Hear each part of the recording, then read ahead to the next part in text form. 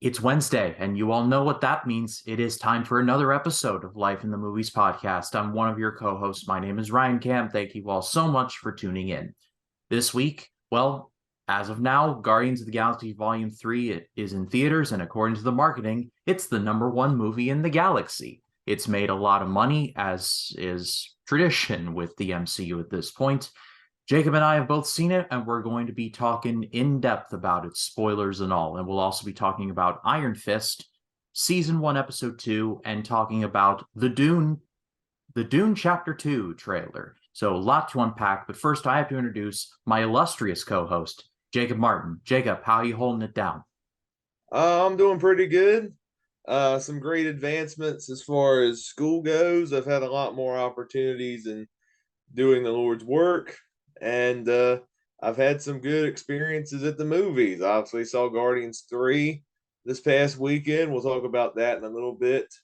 I also checked out the live action Peter Pan and Wendy on Disney Plus, and considering its reputation, especially its 13% audience score on Rotten Tomatoes, I honestly don't think the movie is that bad, and it's my opinion, it's one of the better live action remakes. But I don't think some of you guys are ready to hear that conversation yet, so I'll save that for another time. It's been a good week. I can't wait to see what's going to happen this week. Yes, for sure. But getting into a little piece of business that dropped as probably tradition, like after last week's episode dropped, we got the first teaser trailer for Dune Part 2. And I think we both can agree, Jacob, that we loved Dune Part 1. I thought that was my favorite movie of 2021.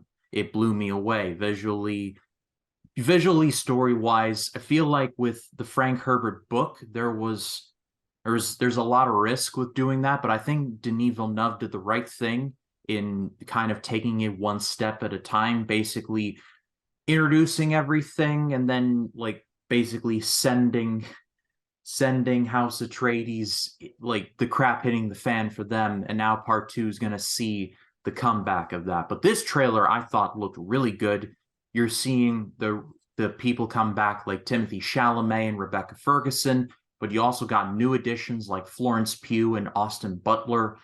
I am so greatly looking forward to this movie. You have no idea. It's one of my most anticipated of the rest of the year. Jacob, what do you think of the trailer? Well, I'm not as big on the first Dune as you are. I love the movie, but I didn't think it was like my favorite movie of the year or anything. But it was still a well-made movie with a lot of great world building. And when I saw it in theaters, I was looking forward to seeing the second part. And seeing the trailer for the second part, uh, I definitely saw the bigger stakes when watching the trailer. It looks like part two is going to be the more action heavy film, whereas the first part was more setup. I'm excited to see the continuing story with these characters, particularly Timothy Chalamet's character, who was awesome in the first movie. I'm looking forward to seeing more actors joining this awesome ensemble cast. Like you said, Florence Pugh, Austin Butler, and they've cast Christopher Walken as the Emperor. And you know what? I'm actually really excited about that. I don't know if he's going to be Academy Award winning Christopher Walken or is he going to be the walking meme Christopher Walken? But either way, I'm excited. And the visual aesthetic looks absolutely phenomenal. Like, I think it's pretty much the first movie, but 10 times better because I guess Villeneuve got a bigger budget. And I can't wait to see what he's going to bring with it. It's one of my most anticipated movies of the rest of the year. Yeah, I completely forgot about the Christopher Walken part, the guy who said such illustrious lines as, Bruce, shame on you. And this is not over. Baz is now going to be the emperor in the Dune movie. I'm not going to lie. Denis Villeneuve has just nerves of steel to cast Christopher Walken as the emperor. I would not have picked it, but I am so glad that he did. But Denis Villeneuve is someone for me who has yet to miss as a filmmaker. Even Christopher Nolan, I did not like Tenet. I'm sure it has its fans. I just was not a fan of that. So there's a small chink in the armor. Denis Villeneuve has yet to miss for me. It's like him and Damien Chazelle. Like those two, they're just the ones that I can thoroughly rely on for quality. I'm so looking forward to Dune Part 2. Have you all seen the trailer? I'm sure it's going to come to a theater near you eventually. Let us know in the comments if you have seen it. Looking forward to it greatly. Desert Power. All right, well, Jacob, I think it's time to dive into some Iron Fist coverage. Let's talk about Iron Fist Season 1, Episode 2, called Shadowhawk Takes Flight. Not gonna lie, that title's awesome. I love the Yeah. title of this episode very much. Uh, Danny struggles with his new surroundings, a mental hospital. Colleen dishes out a harsh lesson, basically something like teaching her students something on the street. It's weird. And Joy sends an unconventional message. So they might as well have retitled this episode, Jacob, One Flew Over the Iron Fist, because a lot of it takes place in a mental hospital. And a lot of it, I feel like it got a little tedious with the whole dude. Like, the guy's Danny. Like, how long are we going to keep this going? And it seems like that stopped at the end of this episode. I certainly hope so. But Jacob, I'll pass it off to you. What did you think? Well, if you remember, if you watched last week's episode, you know I was not a fan of the first episode of Iron Fist. It had some potential, but I thought it was disappointing as a whole. I'm still not a big fan of Iron Fist so far. I don't think this episode has won me over yet, but I do think it was a marginal improvement over the first episode. Uh, I think, like you said, Ryan, I think they stretch out the whole is this guy Danny Rand or is he not Danny Rand a bit too thin because there's so much evidence, especially in this episode, that points yes, this guy is the real Danny Rand. We don't fully know about how he was missing for 15 years and some of that aspects are a little bit convoluted and but there's the evidence that points that, and you think, oh, do you think these characters would have brains to realize that? But I think that the repetitiveness got a little annoying in this episode, and some of the characters, much like in the last episode, there's just some like weird random moments that don't add up, and some of which took me out of the episode completely. Like, for example, in the first like 2 to 3 minutes of the episode, Danny wakes up in the mental institution and the doctor is talking to him, and he's like, "You're gonna be here for a while. It's gonna be bad. So the best thing you should do is kill yourself." And my first thought was, no sane doctor would say that. And then it's revealed that no, it's not a doctor. It's this deranged mental patient pretending to be a doctor, trying to mess with him. And then later on, this guy becomes like the ally of the Iron Fist. And this is the same guy that wanted him to kill himself. This is weird. I don't know. I'm not a fan of this weird whatever they're trying to do in this episode. But you got that. I think the performances are still solid. The guy who plays Iron Fist is not bad. To me, the most intriguing aspect is David Wenham as the villain. I'm still curious about where they're going with that.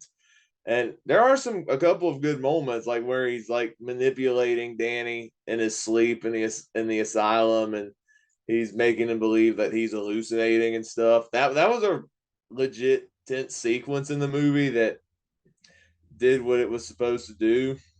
I like that scene, but I don't know. As a whole, I'm not really getting a big vibe from the Iron Fist series, and they're I think trying to set up connections with the Hand, which we got a little bit of in Daredevil season 2.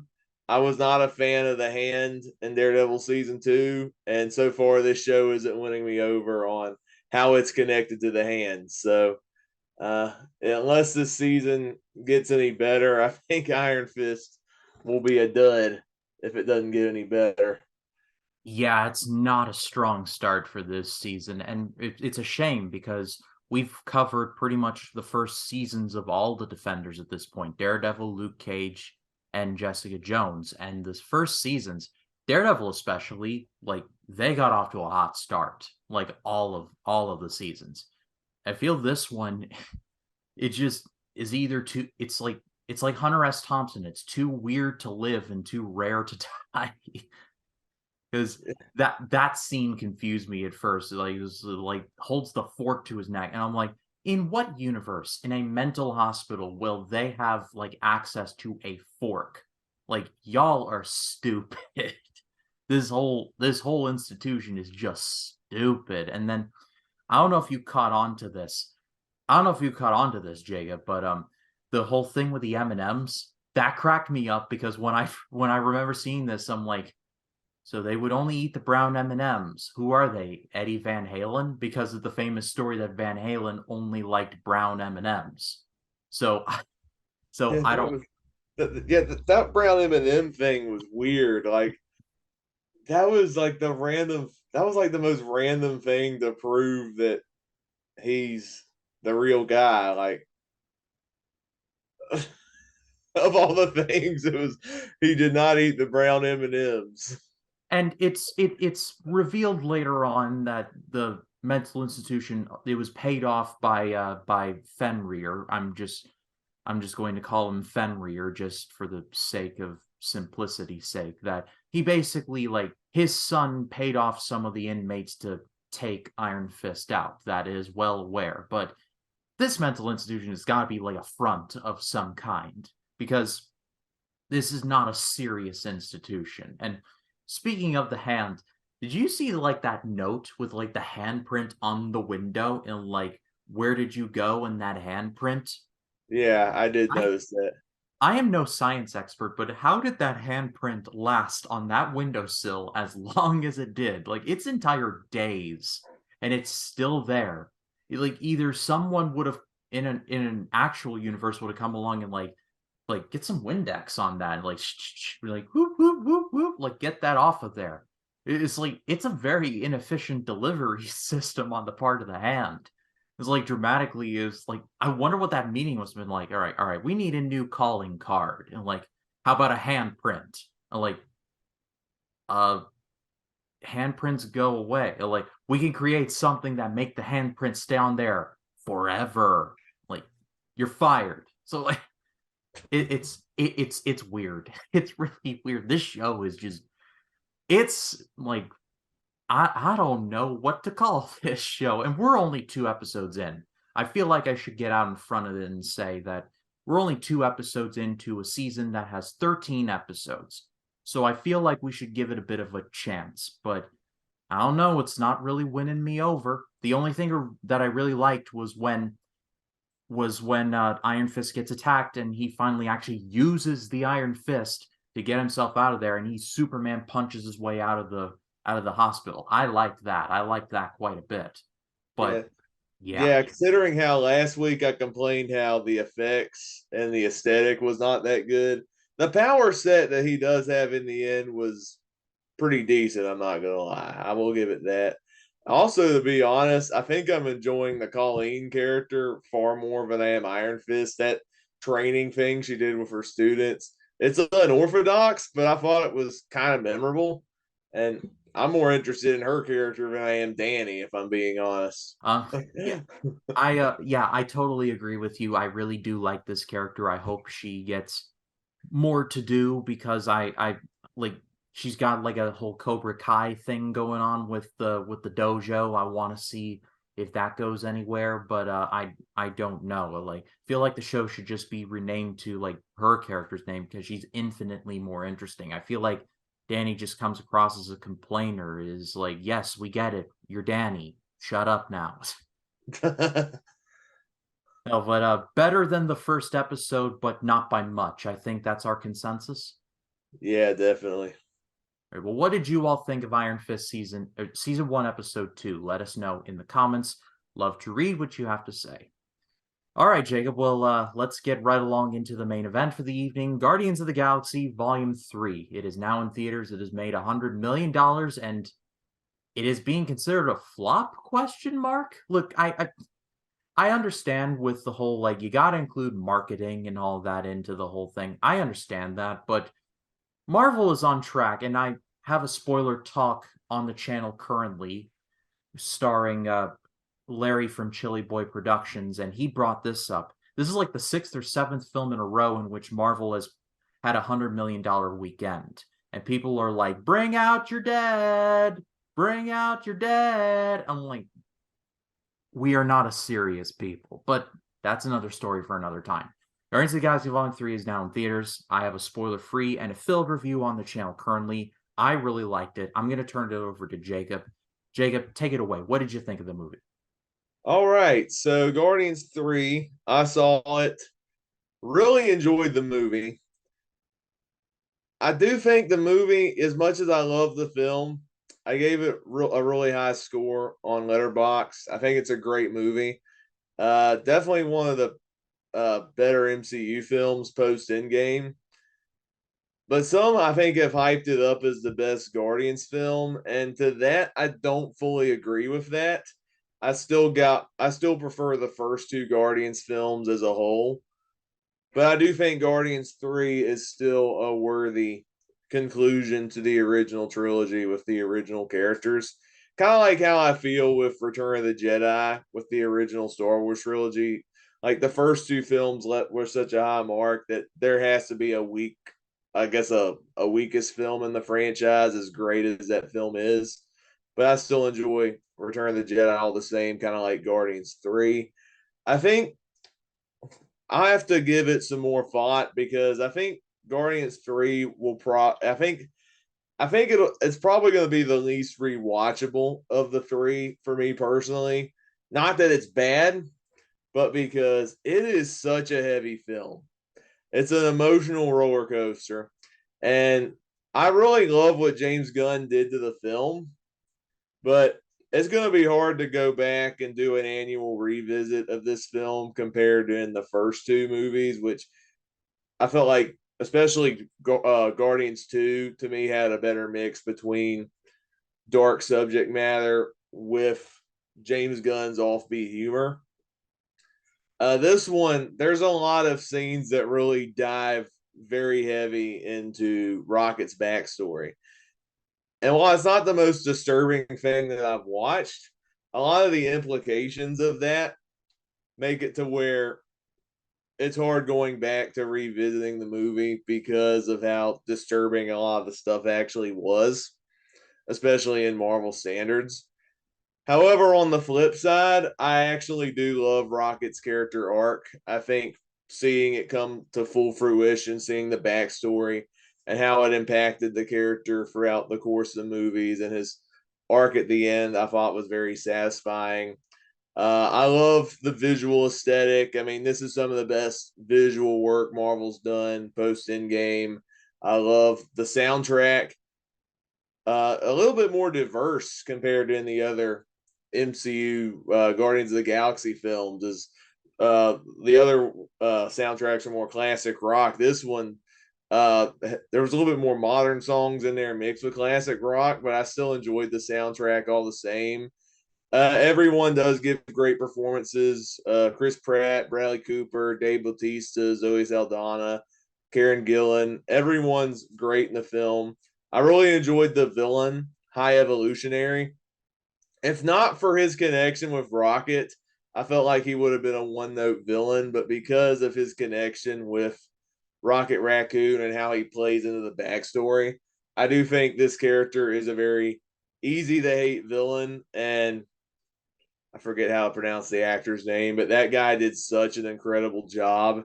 And I enjoyed seeing, I think, how sinister he can be while carrying on, kind of similar to where Thanos was like, but on a more personal level. Like I said, it's probably going to be the least rewatchable of the three movies for me, but I still had a great time watching it in the theaters this weekend, and it's a great, satisfying send off for the original Guardians lineup. Yeah, I had a feeling I knew what the tone for this movie was going to be when the first song that we hear is an acoustic version of Creep by Radiohead, which is a very good song, a very It's a very good song from the 90s, but man, it is a depressing song. I mean, Radiohead is just a depressing band entirely, not the band them like not the members. You all hopefully are understanding what I'm meaning. They make very sad songs like Deck's Dark and Fake Plastic Trees and Creep, obviously.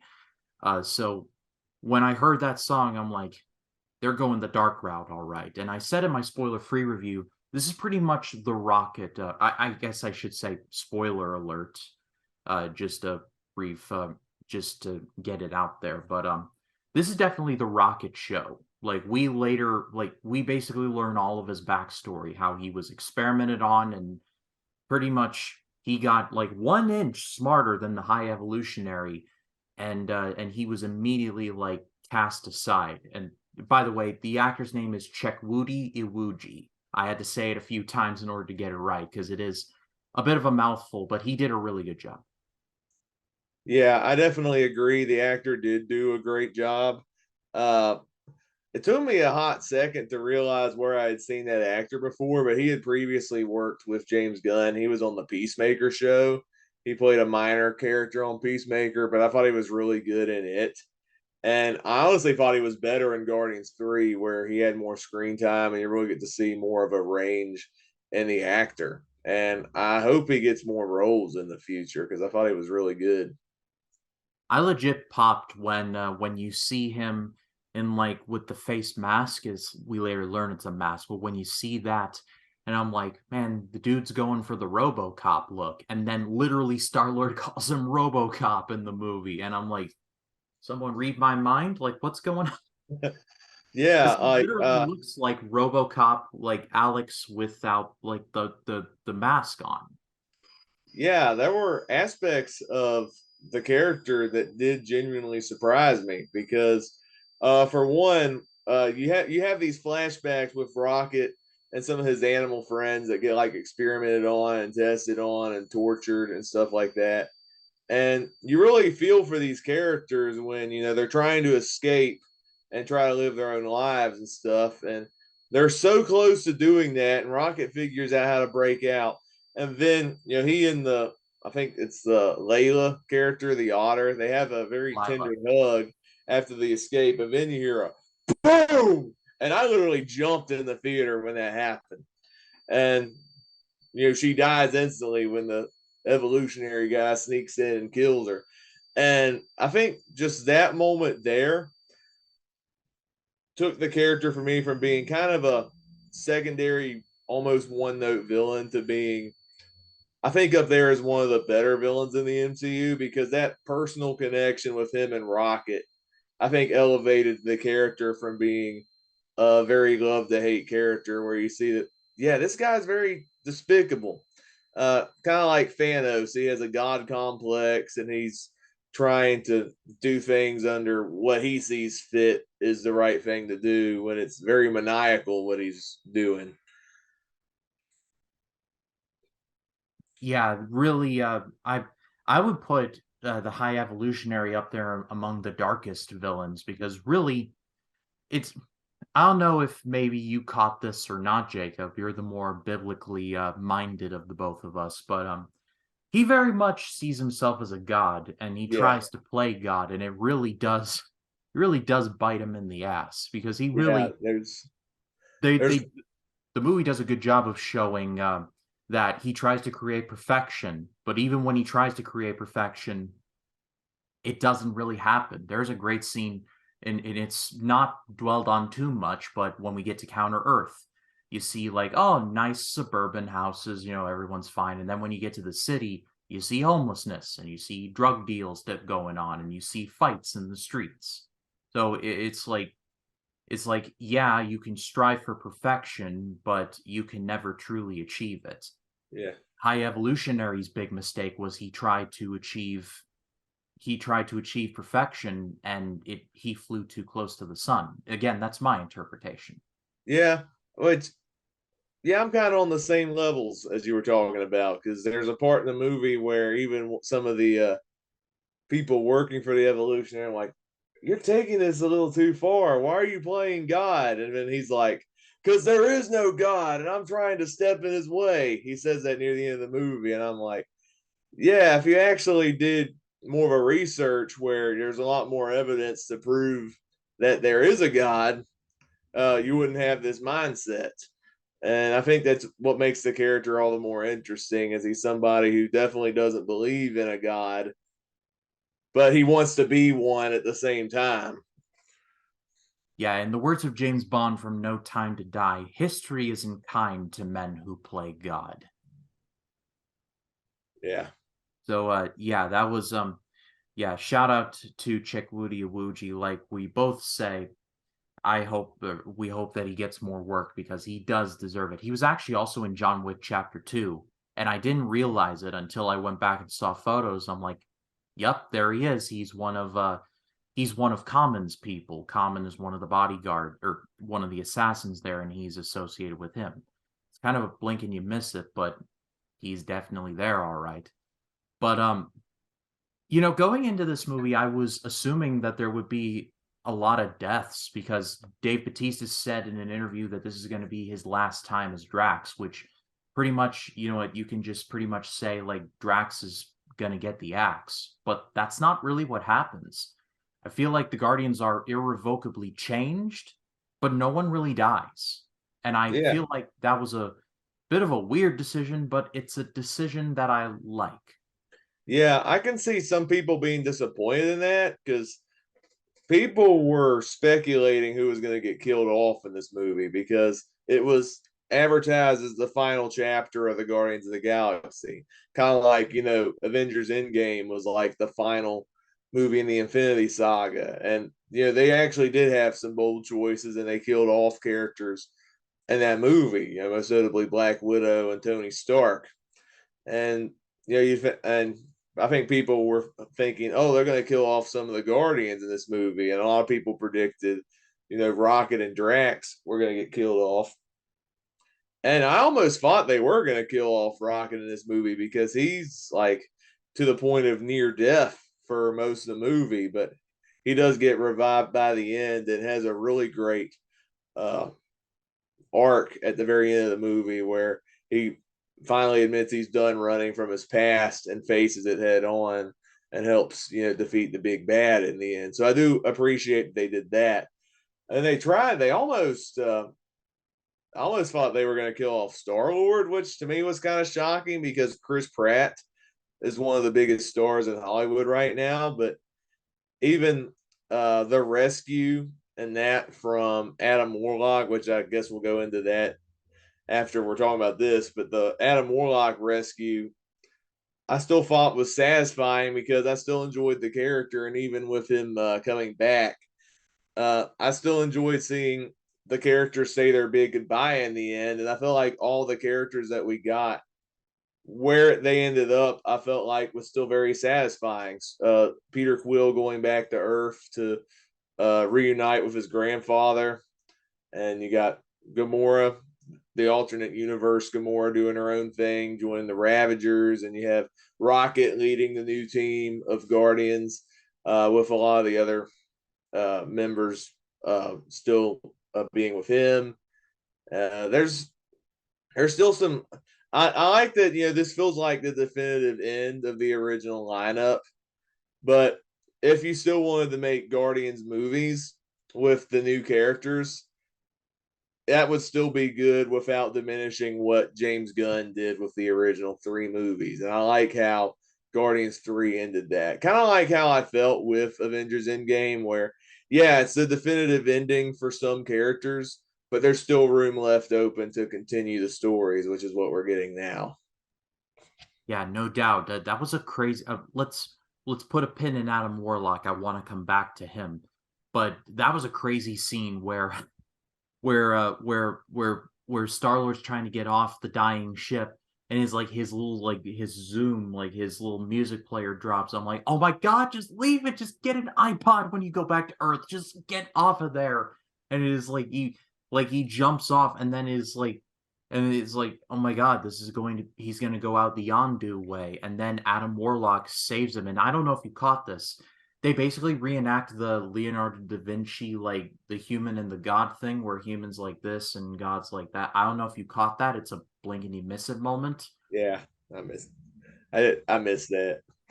but it happens in there. It's literally like if you see it on Twitter, then if I see it on Twitter, I'll show it to you. But it was a blink and you miss it kind of moment. But going back to Adam Warlock, I feel like they were billing him as like a very powerful individual, and here I feel like basically given the mind of a child, and I think that was a bit of an odd flex, but I don't personally hate it. I think there's a lot of room for Adam Warlock to grow. It seems like he's either joining the Guardians or has already joined the Guardians. If the first end credits scene has proven anything, I hope we see more of this character personally.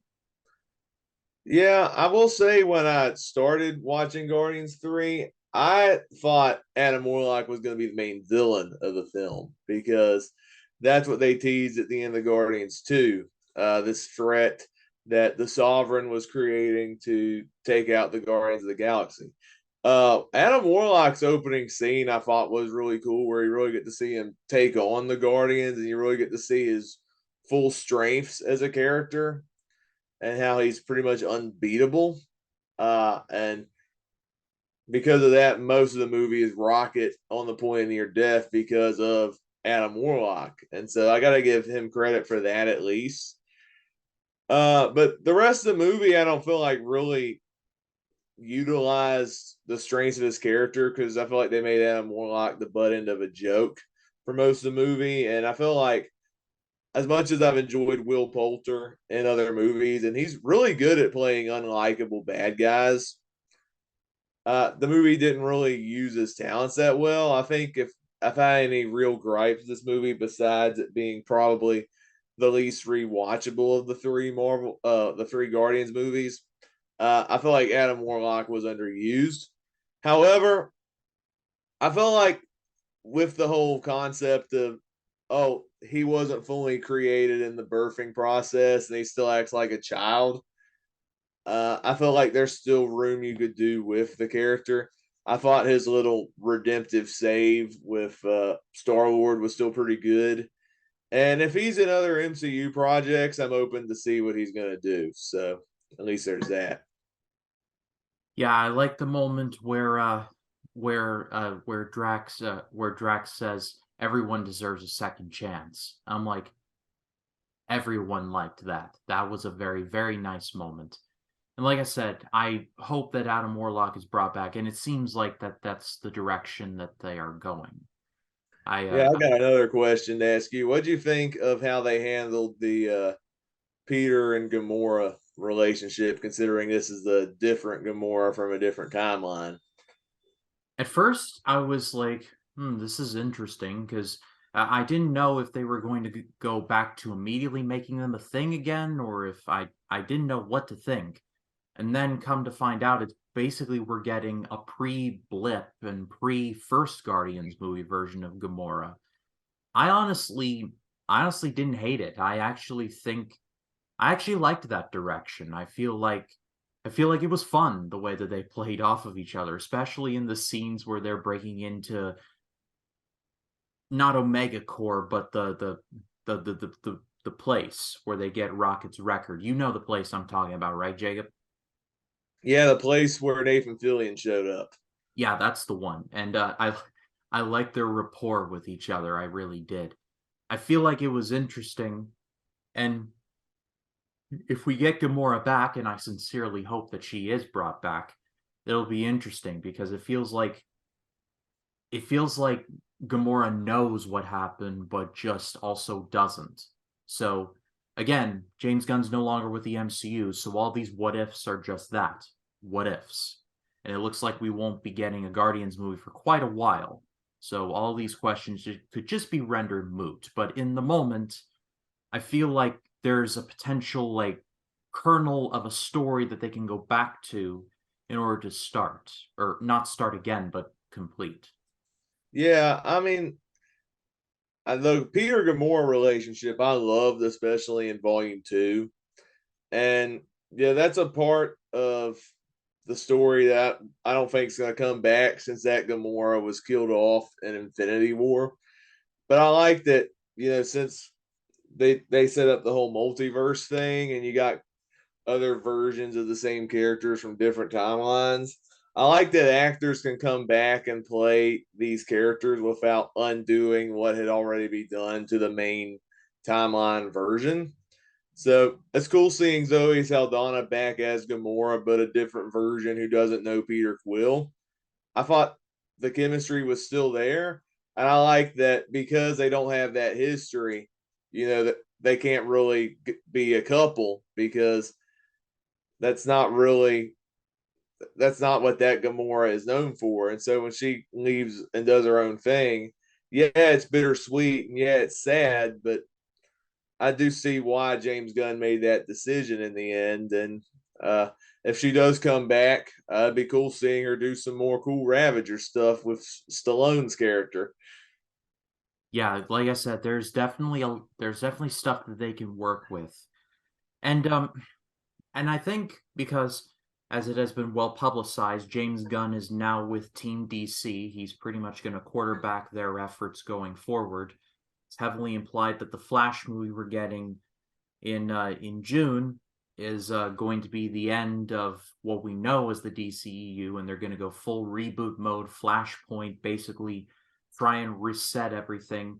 It seems like James Gunn's next project is going to be the Superman legacy film. I heard today that he's confirmed that Crypto is going to be in there. Crypto, Superman's dog, which I'm sure someone is very pleased at that news, but I'm just kind of indifferent on it for the time. But I guess my point is this feels like the end of an era. And again, I'm not doing the death toll for the MCU. No, that is not what I'm saying.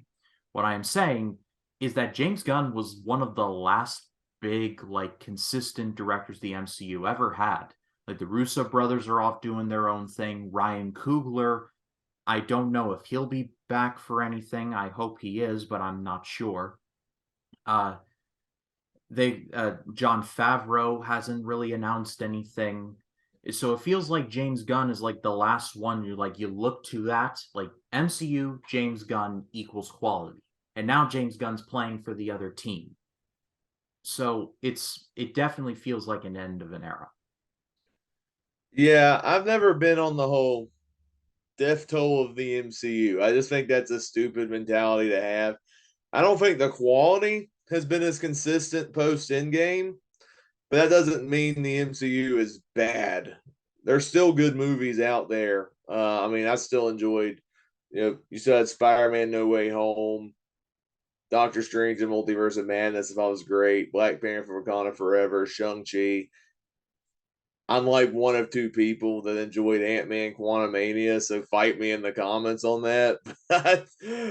But the fact what I'm saying is there's still good quality stuff in the MCU, even though to me the Infinity Saga, particularly Endgame, was their peak.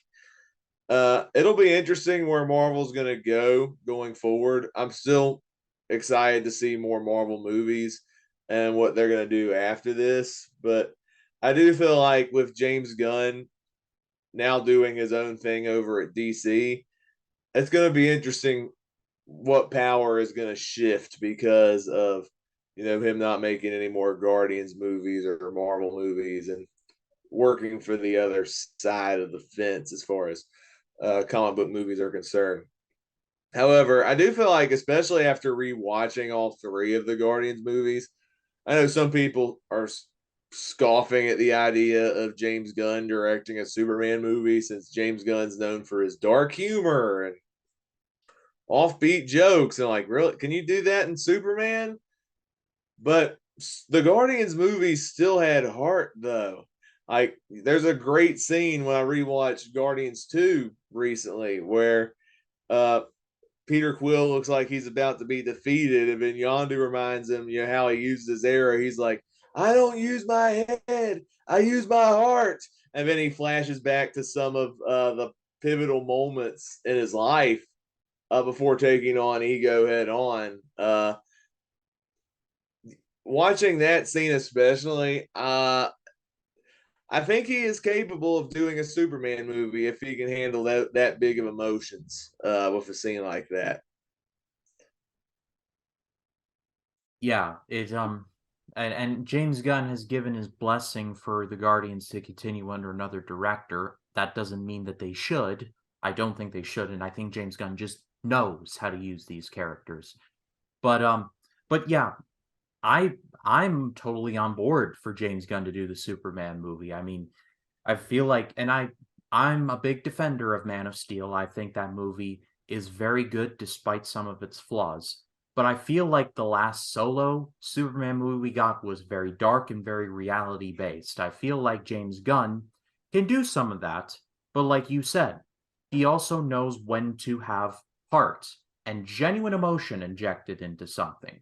Because the Guardians movies can be very dark, but when the going gets tough, like the heart is definitely there. There's a great scene in Guardians Volume 1. I was rewatching it earlier today on an Instagram reel, where when Rocky gets really drunk and he just is like bears his soul, like he called me a vermin, he called me this and the other.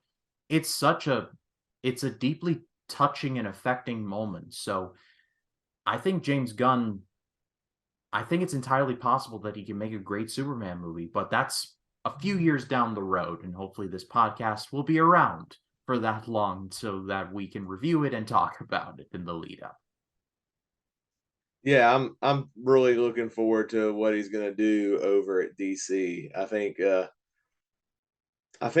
there's going to be some good potential because James Gunn is a man of quality, and having I think being in the Marvel with Marvel and being on good terms with Kevin Feige, I think James Gunn's going to do something really special with DC going forward. Yeah, I certainly think so. If they give him the reins, I feel like he can do something special with them. They've laid out a plan. Hasn't worked out for them in the past, but they've laid out a plan. So we're just in a pattern of let's just see what happens. After Flash, let's just see what happens. But I turn it over to all of you. What did you think of Guardians Volume 3? Let us know in the comments. I'd love to read what you have to say. Jacob, I had a great time talking about this with you. That's another episode in the books. It's a privilege to do this with you every week. Just want to do a bit of promotion really quick. Next Thursday, just to get out of the way, next Thursday, I'll be joining Jacob on his channel to talk about discussing DreamWorks for the first Madagascar film, a film I have not seen in literal like decades. I feel like it's been 15-ish years since I've seen it. I saw it in theaters and then never again. So it's going to be a really interesting to go back and revisit it. But that's going to be this, not this Thursday, tomorrow, but the next Thursday, the 18th. So stay tuned for that. That'll be on Jacob's channel. Jacob, what else do you have going on to look forward to? Besides that, actually tomorrow night, after this video drops, the Thursday the 11th, I'm doing a live collab review with Henry Mockingbird. We're doing a live celebrating Disney review type collab video where we'll be reviewing Disney's 1950 adaptation of Treasure Island, which stars Bobby Driscoll, who was the child actor who also voiced Peter Pan in the Disney film. I'm excited to join Henry on that collab to talk about an old live action Disney movie that I do really enjoy. So be on the lookout for the live stream. Other stuff coming up. I got another live what I've watched live stream that's going to be dropping this weekend, and I just dropped a review the other day where I finally dropped my thoughts on Guardians of the Galaxy for like a, I guess, road to Guardians 3, even though 3 is already out yet. But I got to work within my schedule here. I also dropped videos from that I've talked about on the previous live stream I did last month. I'll be sharing videos on movies such as Matilda from 1996 and The Secret of Nim, the animated classic from 1982. And then when I do the next What I Watch live stream, I'll be going more in depth on my channel on my thoughts on especially Guardians of the Galaxy Volume 3 and other movies that I've recently checked out for the first time, such as Peter Pan and Wendy was another recent film I watched. So be on the lookout for that stuff coming on my channel, and also the Discussing DreamWorks next week. I'm excited to revisit Madagascar again. Yeah, Jacob's channel will be linked in the description. Go give him a subscribe there. As for this channel, this coming Friday will be my continued road to Asteroid City. I'll be joined by Jacob Collins from 3D Movie Cinema to talk about The Life Aquatic with Steve Zissou. It's going to be a lot of fun. And then this coming Sunday, be continuing my road to Spider-Man Across the Spider-Verse. I'll be talking about The Amazing Spider-Man and The Amazing Spider-Man 2 with Ryan from Real Spective. It was a great time, and that Sunday is actually my birthday. So celebrating my birthday with Ryan, talking about the Amazing Spider-Man films, it was a great time. And then, of course, I'm gonna be checking out still the Michael J. Fox documentary. I hope that one is good. And then, because it's my birthday, I'm gonna be going out with some friends Saturday when I usually see a new release. But I plan on at the very least seeing Hypnotic, because that movie actually looks really solid, and I hope that one is intriguing. So that'll be a review up as well. But as for this channel, if you like this video, leave a like, subscribe, click the bell to allow notifications so when a new video drops, you'll be the first to know about it. For Jacob Martin, my name is Ryan Cam. We'll see you in the next one. You take care.